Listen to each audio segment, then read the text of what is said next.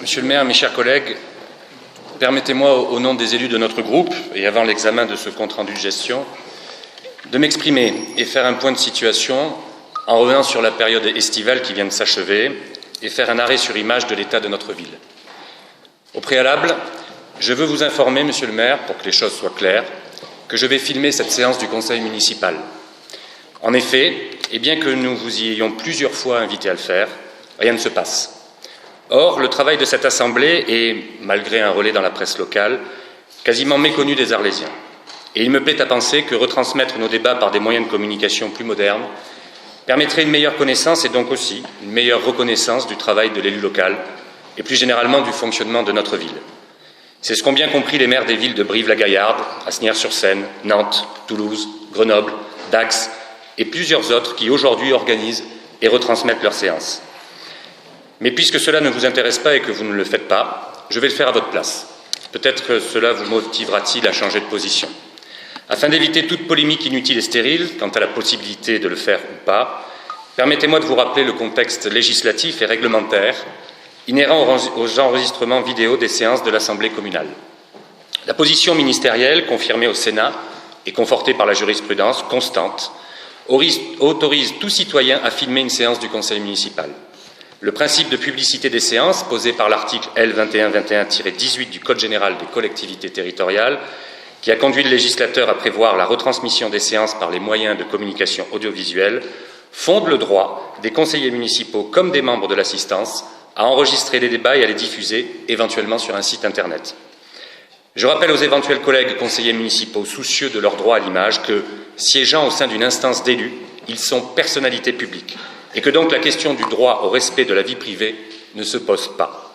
En acceptant d'être conseiller municipal, ils ont accepté de s'exposer publiquement dans leur fonction d'élu.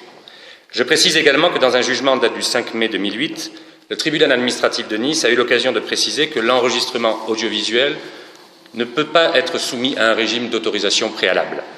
La réponse est la même dans le cas où cette autorisation préalable d'enregistrement ne serait pas imposée au public, mais uniquement aux conseillers municipaux. Interdire de filmer ces débats serait donc un abus de pouvoir caractérisé et parfaitement attaquable devant la juridiction administrative. Ceci étant dit, je voudrais revenir au fond de mon propos et à sa raison. L'inquiétude et la colère d'un nombre croissant d'Arlésiens. Inquiétude et colère que nous partageons. Inquiétude de voir que le temps nous a donné raison. Et maintenant flagrante, la dégradation de l'état général de notre ville. Et le sentiment que se développe finalement une commune à deux vitesses. Il y a maintenant quelques années, dans une tribune du magazine municipal, ma collègue Muriel Boilem comparait Arles à Cuba, avec d'un côté la carte postale idyllique et de l'autre la réalité du quotidien de ses habitants. L'image est forte, voire caricaturale, je vous le concède, mais illustrant parfaitement la situation que nous connaissons aujourd'hui dans notre ville. Je le disais, j'ai le sentiment d'une ville à deux vitesses. D'un côté, et vous n'avez pas manqué de le répéter et de le marteler, une ville qui s'anime, qui a connu une saison estivale des meilleures, avec une fréquentation touristique en hausse et des manifestations variées et attractives, signe de sa bonne vitalité. Mais de l'autre, une population qui ne bénéficie pas de services, d'un environnement et finalement d'une qualité de vie à la hauteur des efforts qu'ils consentent et qu'ils paient parfois trop cher.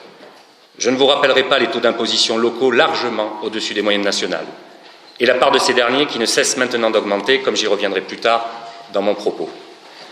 Sans parler de nos quartiers populaires, où les habitants connaissent une dégradation de leur qualité de vie sans précédent. Comme si, pendant que certains profitaient du meilleur que puisse offrir notre ville, il y avait les autres, la grande majorité silencieuse, condamnée à subir au quotidien une ville mal organisée, mal entretenue, qui végète, et finalement finance, malgré elle, des distractions dont elle ne profite jamais. Mais à y regarder de plus près, même ce qui marche bien pourrait marcher largement mieux si vous changiez de posture. Oui, de bien belles manifestations existent et agrémentent notre été. Les Suds, les rencontres internationales de la photographie, le festival à Relac, la feria du riz, les prémices du riz et bien d'autres.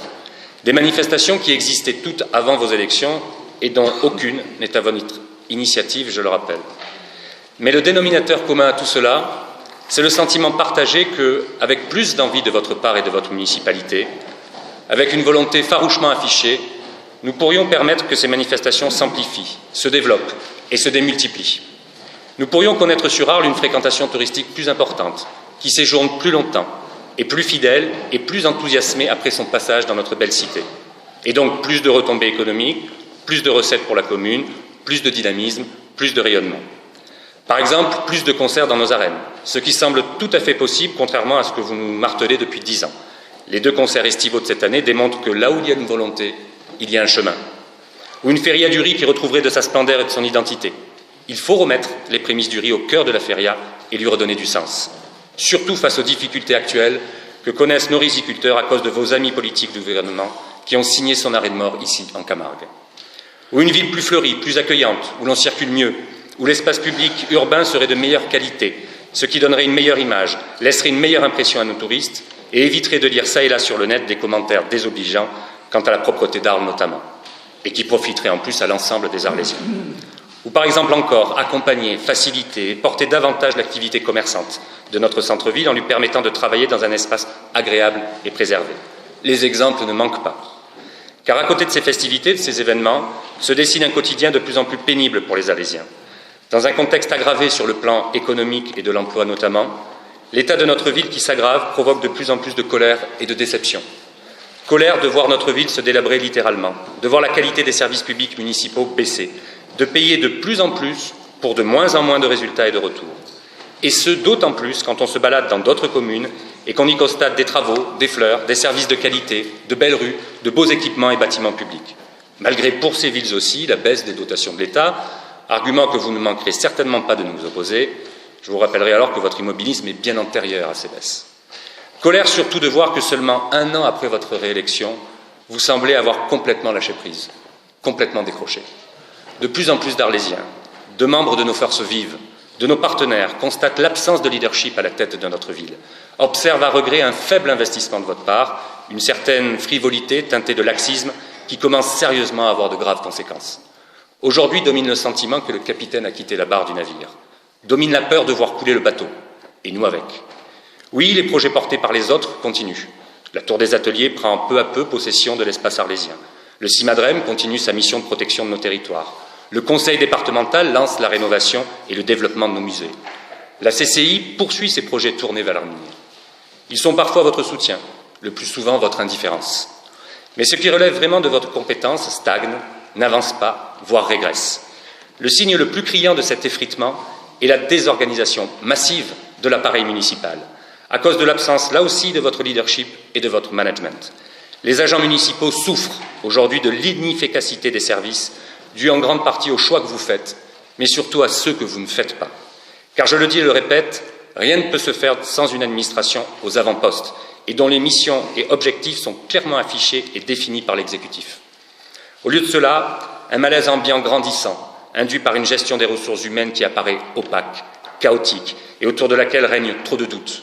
Doutes sur la probité, sur l'équité, sur l'impartialité, sur le respect de l'égalité de traitement, de la part des plus hauts encadrants ou de ceux qui partagent votre cercle de fidèles. Une administration qui apparaît peu efficace, démotivée, à cause d'un mauvais management, je le disais, d'une fuite des compétences ou d'un refus de mettre les bonnes personnes aux bons endroits. L'absence de vision à long terme, de plan d'ensemble, de procédures et de règles claires, justes et partagées. Du coup, une administration déboussolée, sans cap, qui contraint, empêche, tout en n'étant pas toujours juste et équitable, et finalement totalement livrée à elle-même. L'exemple de la gestion cet été des occupations du domaine public et l'exaspération des commerçants du centre témoignent de cette désorganisation et de cette volonté d'entraver, d'empêcher et de contraindre, plutôt que d'organiser, d'accompagner et d'expliquer. Car ne nous leurrons pas, derrière l'organisation des services municipaux, ce sont nos routes, nos écoles, nos équipements sportifs, nos espaces urbains, leur propreté, leur sécurité, bref, tout ce qui fait notre quotidien, d'où leur rôle central dans la bonne santé d'une commune. Mais la conséquence aussi, c'est un développement économique qui est à l'arrêt. Le développement économique, monsieur le maire, reste un vœu pieux si on n'est pas capable d'offrir des services dignes de la 3e ville du département. Où est l'agence de développement économique promise? Qui s'occupe de ces questions en mairie d'Arles? Qui fait le lien avec l'intercommunalité, la CCM ou la CCI? Toute cette désorganisation rend peu crédible notre territoire aux yeux des entrepreneurs qui continuent de préférer fuir vers Nîmes ou Avignon, voire même les villages alentours. On est d'autant moins crédible que votre posture, votre incapacité à porter un projet font qu'aujourd'hui Arles est à l'arrêt. Où est le grand plan voirie promis et annoncé à grand renfort de communication? Où en est la requalification du site de l'Ustucru? Où en est la reprise de la vue de Stalingrad et le plan de circulation du centre-ville et l'aménagement du plateau de Pont-de-Croix? À quand un nouvel office de tourisme? Que faites-vous pour notre club de football, l'ACA, qui est en train de couler dans l'indifférence générale et surtout la vôtre? Où sont vos 70 promesses de campagne? Où en est le port de plaisance? Où en est le gymnase de Mastibert? La liste est longue des choses qui sont en suspens ou que l'on attend désespérément depuis des années. Heureusement pour nous, vous semblez parfois être lucide et connaître vos limites, en chargeant d'autres de porter et réaliser des projets d'aménagement, comme la transmission, nous le verrons tout à l'heure, du dossier de la ZAC des Minimes à l'intercommunalité, à la CCM. Là au moins, il y a vraiment plus de chances que cela aboutisse. Mais que de temps et d'énergie perdus. Le drame, c'est que tout cela rejaillit à l'extérieur et ternit l'image de notre ville, la troisième du département, après Marseille et Aix-en-Provence. Que pèse aujourd'hui le maire d'Arles à l'intercommunalité? Où en est le pays d'Arles unifié, et là aussi tant promis? Pourquoi Arles a-t-elle été punie? Et pourquoi a-t-il fallu attendre l'arrivée de Martine Vassal et sa nouvelle majorité pour voir les choses se décoincer? Et pour couronner le tout, on apprend au détour d'un article de presse, en cette période de rentrée, presque en catimini, que vous projetez d'augmenter encore les impôts l'année prochaine. 5%, rien que cela. Au-delà de la méthode qui témoigne du mépris affiché pour cette Assemblée, à qui vous auriez dû réserver vos annonces dans le cadre d'un débat budgétaire, vous allez encore une fois amputer le pouvoir d'achat des Arlésiens. Mais avant ces solutions extrêmes, qu'avez-vous fait pour rationaliser sérieusement vos dépenses et pour augmenter significativement vos recettes? Quelles grandes réformes avez-vous lancées? Comment expliquer aux Arlésiens qu'ils doivent consentir des efforts que vous êtes vous-même incapable de faire? Nos collègues socialistes avaient déjà voté la précédente augmentation du bout des lèvres, conditionnant leur vote à la bonne utilisation de ces nouvelles ressources et à la concrétisation de vos promesses. Un an après, et le constat que je viens de rappeler, je suis impatient d'entendre, comme vous allez tous justifier cela, mes chers collègues. Et de grâce, n'essayez surtout pas d'accuser exclusivement la baisse des dotations de l'État. Trop facile et surtout fallacieux. Il reste 4 ans, monsieur le maire, 4 longues années pour se battre et tout mettre en œuvre pour développer, embellir et redorer l'image d'Arles, pour en faire une ville moderne et agréable. Parce que j'aime ma ville, parce que j'y vis et parce que je respecte notre démocratie, je souhaite ardemment que vous puissiez honorer le mandat que vous ont confié les Arlésiens et que vous puissiez réussir à sortir Arles de sa torpeur. Encore faut-il que vous le vouliez vraiment, monsieur le maire. Je vous remercie. Oui.